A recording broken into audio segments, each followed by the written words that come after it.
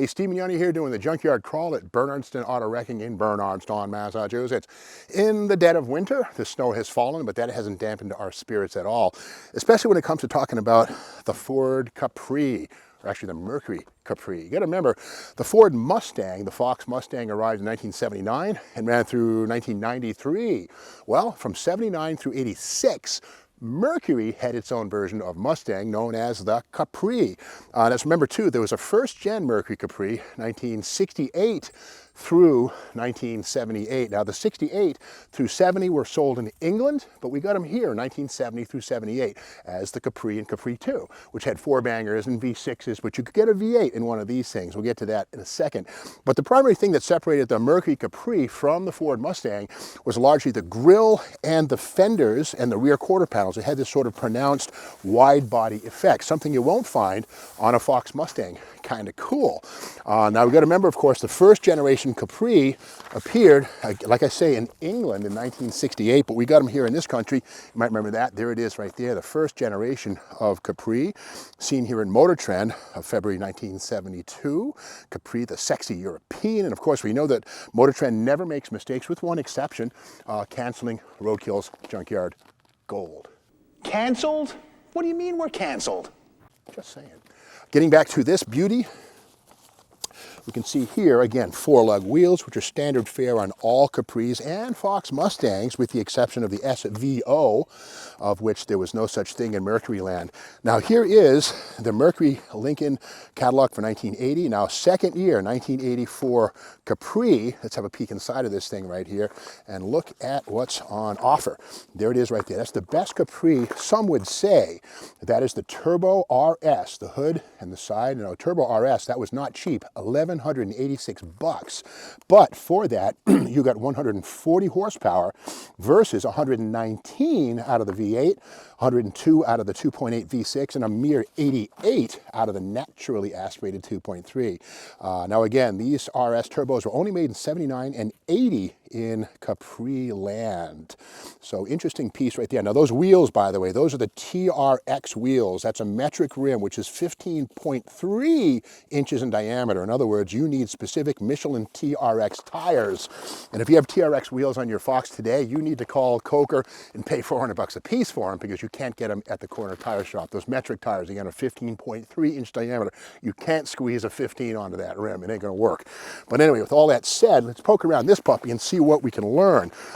Now this one does not have an engine presently, but we can tell which engine it originally had. Now the door doesn't open on the driver's side, so we can't check that out. But a little pro tip in the junkyard: when you see an inspection sticker from Massachusetts from this period, you can look at the fifth spot right there. That D tells us this is a 255 V8. Now the 255 was an engine that was only available 79 and 80, a goofy little thing, actually, excuse me, 80 and 81.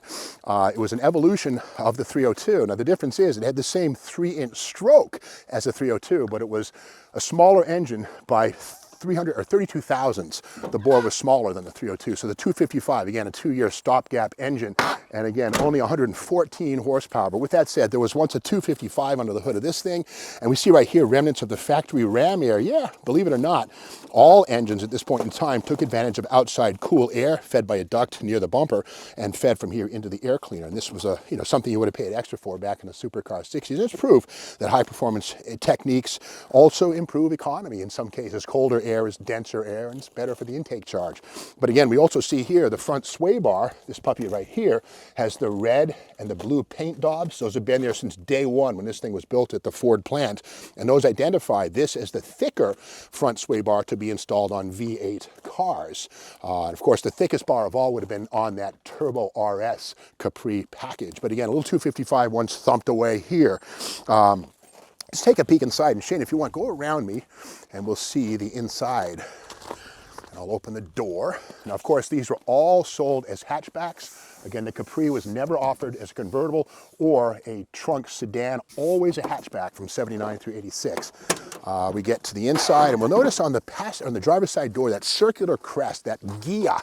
Now you got to go back to the 1950s, and Ghia, of course, was an Italian coach builder, and they had a lot to do with Chrysler. They built most of Chrysler's limousines, their show cars. But in the mid-70s, Lee Iacocca, who was on his ascendancy at Ford, bought Ghia. He was friends with the Ghia family, and they bought Ghia. So Ghia represented the pinnacle of style for Mercury. And this Ghia was $364 more than a base Capri, but for it, you got a nicer interior, the little extra plush carpeting, and these wheel covers here with the faux spokes. And again, all this effort right here, all these many pieces, it's got to be 110 pieces to this thing.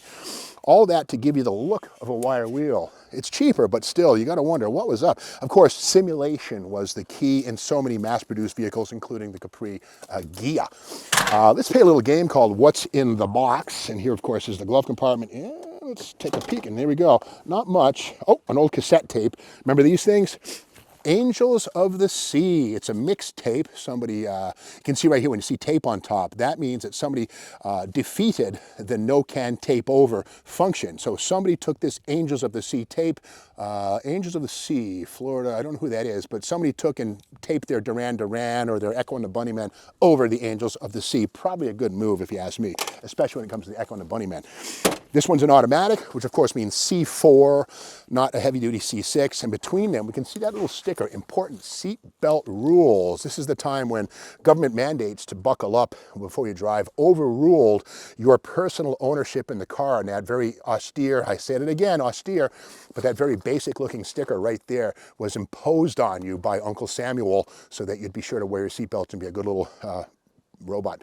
But again, seatbelts save lives, that's for sure. Now, getting back to this car's V8 status, something special on V8s and turbo RSs was the rear axle.